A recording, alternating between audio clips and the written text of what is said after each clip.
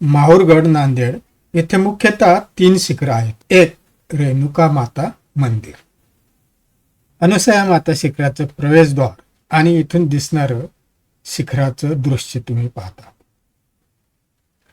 दत्त शिखर, इथे दत्तात्रेय रात्री विश्रांतीसाठी येतात आणि पूर्ण भारतभर फक्त इथेच दत्ताची एकमुखी मूर्ती आहे. जागृत धुनी त्रिमुखी मूर्ती देखील ठेवलेली आहे. आज आपण पाहणार आहोत श्री क्षेत्र माहूरगड येथील श्री रेणुका माता मंदिर. हे महाराष्ट्रातील 3.5 पीठापैकी एक पूर्ण पीठ असून या माहूरगडाला मूळ पीठ असे सुद्धा म्हणतात.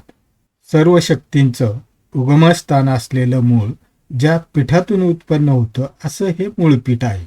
नमस्कार, मी आहे भागुजी बुरुड. तुम्ही पाहत आहात प्रियाची पायपीठ हे आमचे चॅनल. जर तुम्ही अजूनही चॅनलला सबस्क्राईब केलं नसेल तर सबस्क्राईब करायला मात्र अजिबात विसरू नका. आता आपण माहूरगडाच्या पायथ्याशी आहोत. समोरचा एक बोर्ड पाहतो. रस्ता 2 भागात विभागलेला आहे.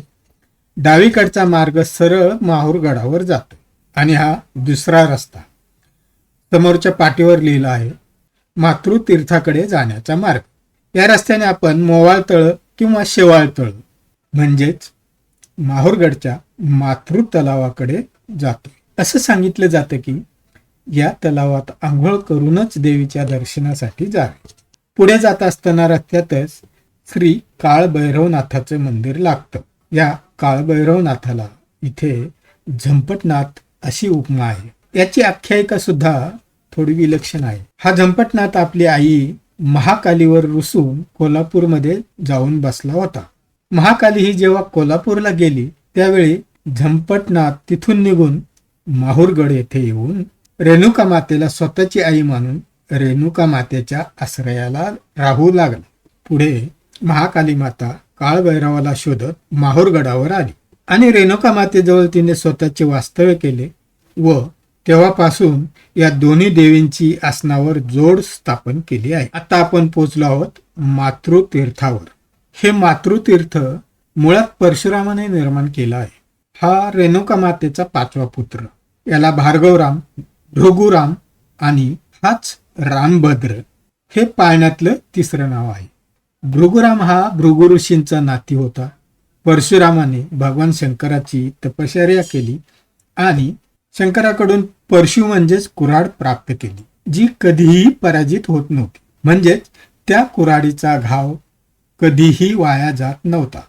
यानंतरच परशुराम असं नाव पडलं. रेणुका माता सौंदती गडावर नांदत होती. त्या ठिकाणी रेणुका मातेचा पती जमदग्नी याचा वध झाला.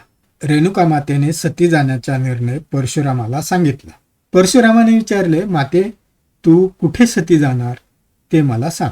तिने सांगितले, पृथ्वीवर ज्या ठिकाणी कोरी भूमी असेल अशा ठिकाणी चित्ताग्नी दे. परशुरामाने आईवडिलांसाठी 2 कावडी बनवल्या. त्यामध्ये दोघांना बसवून वायुवेगाने पृथ्वीची प्रदक्षिणा घातली.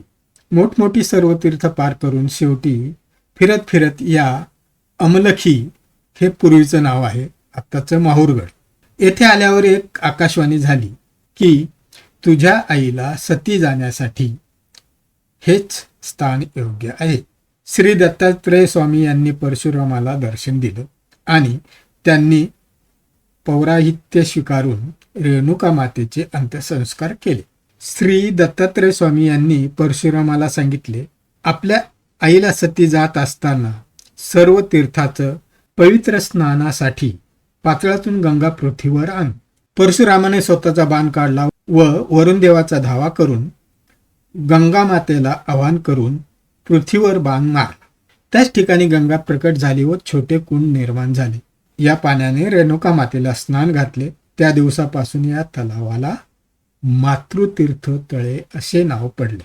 असे सांगितले जाते की या तलावात स्नान करूनच रेणुका मातेच्या दर्शनाला जावं. या तळ्याच्या काठावर जेजुरीचे खंडोबा सुद्धा आलेले आहेत. आता आपण आलो आहोत मल्हारी खंडोबा मंदिरामध्ये. पिवळे धमक असे खंडोबा मंदिर दिसत आहे. या ठिकाणी खंडोबाने रेणुका मातेचं दर्शन भानू आणि म्हाळसासोबत घेतलेले आहे. समोर ज्या मूर्ती दिसत आहेत त्यातील मध्ये घोड्यावर खंडोबा आणि म्हाळसा दिसत आहेत. अलीकडे खंडोबा, म्हाळसा आणि भानुबाई तपश्चर्या करताना दिसत आहेत. उजव्या बाजूला रेणुका मातेचा आशीर्वाद स्वरूपात हात दिसतोय. शेंदूर चर्चेत रेणुका मातेची अष्टभुजा मूर्ती आहे.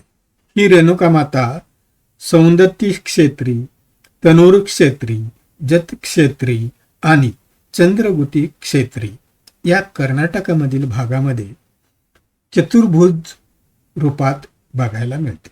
तर माहूरगडाच्या या पहिल्या सतीस्थानावर जगदंबेने अष्टभुजा रूप धारण केलेले आहे आणि सिंहारूढ झाली आहे. सती महादेव मंदिर, इथे लाल कलरमध्ये पुतळा कोरलेला आहे. तसेच पंचधातूचे त्रिशूळ आहे, त्याला डमरू आहे. इथे पहा, उत्तराभिमुख शिवलिंग दिसते, पूजा केलेली दिसते. या ठिकाणी महादेवाची आणि सती मातेची स्थापना आहे. इथून पुढेच कोऱ्या भूमीचा रस्ता सुरू होतो. कोरी भूमी म्हणजे काय? ज्या जागेवर आतापर्यंत कुठलेही पाप कर्म घडले नाही अशी भूमी. संत विष्णुदास आई भवानीचं निश्चिम भक्त. संत विष्णुदासांनी रेणुका मातेची एवढी साधना केली होती की गडावरची रेणुका माता दररोज रात्री या मठामध्ये येत असे, विष्णुदासांना दर्शन देत असे. या जगदंबा मातेला स्वतःच्या समोर उभे केले व तिचे चित्र काढले. हे चित्र काढण्यासाठी साधारण 1.25 महिना लागला. अतिशय सुप्रसन्न आणि दैदिप्यमान असं चित्र दिसत आहे. रेणुका मातेने स्वतः विष्णू महाराजांसमोर उभे राहून त्यांना चित्र काढण्याची प्रेरणा दिली. दररोज थोडं थोडं चित्र रेखाटून 1.25 महिन्याच्या प्रतीक्षेनंतर एवढं सुंदर चित्र तयार झालं. जुन्या काळातील कागदावर झाडांचे पानांचे रंग घोटून त्यापासून हे चित्र तयार केलेले आहे. चला तर आता आपण रेणुका मातेच्या मंदिराकडे जाऊया. आता आपण रेणुका मातेच्या मंदिरात आलो आहोत. इथून पहिली पायरी सुरू होते. 3.5 शक्तिपीठापैकी एक पूर्ण पीठ आहे माहूरगड गडावरील रेणुका मातेचे मंदिर. हे 800-900 वर्षापूर्वी देवगिरीच्या यादव राजांनी वास्तुशास्त्रानुसार बांधलेले आहे. ही देवी महाराष्ट्रातील अनेक कुटुंबांची कुलदेवता आहे. मंदिर 2 भागात विभागलेले आहे, गाभारा आणि सभामंडप. गाभारात कोणालाही प्रवेश नाही. सभामंडप दगडी खांबांमध्ये उभा केलेला आहे. सुंदर असा सभामंडप दिसत आहे. या सभामंडपात अतिशय शांत व शीतल असं वाटतं. गाभाऱ्याचे प्रवेशद्वार चांदीच्या पत्र्याने मढवलेले आहे. ही देवी महाराष्ट्रातील अनेक कुटुंबांची कुलदेवता आहे. प्रवेशद्वारावरच श्री काळभैरवनाथ यांचं मंदिर आहे आणि आपण आता रेणुका मातेच्या प्रवेशद्वारावर आहोत. प्रवेशद्वारावर पहा, चौकटीवर 2 स्वयंभू सिंह कोरलेले आहेत. देवीचा मुखवटा 5 फूट उंच आणि 4 फूट रुंद असून तो पूर्वाभिमुख आहे. देवीचा चेहरा भव्य दिव्य असा शेंदूर चर्चित आहे. डोक्यावर सोन्याचा मुकुट आहे.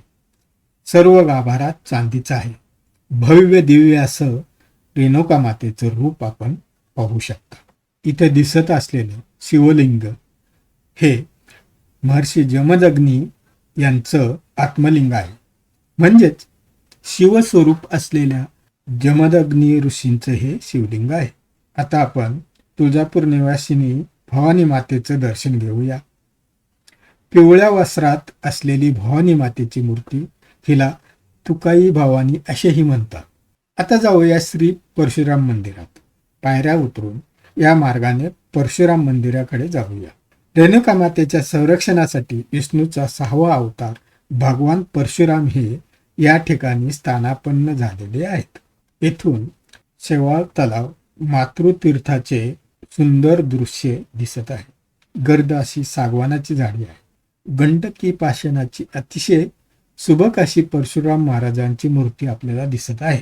अशा प्रकारे आपण माहूरगडच्या रेणुका मातेचे दर्शन घेतलेलं आहे आणि आता आपण परतीच्या मार्गाला निघूया.